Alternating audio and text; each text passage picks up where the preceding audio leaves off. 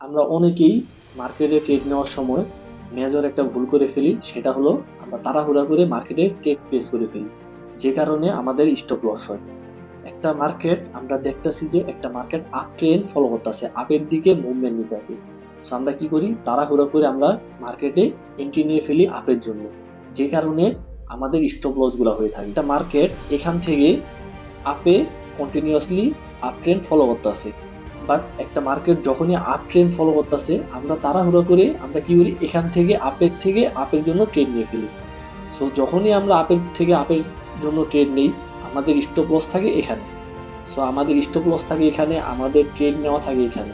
But তাড়াহুড়ার কারণে market তো এই আপের থেকে আর কত আপে যাবে, মার্কেট তো রিট্রেসমেন্ট নিতে আসবে, তাই না?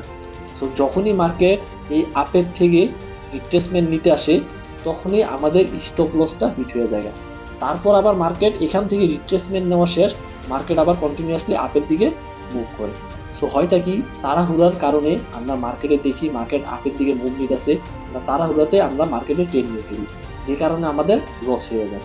সো তাড়াহুড়ো করে মার্কেটে ট্রেড নেওয়া যাবে না।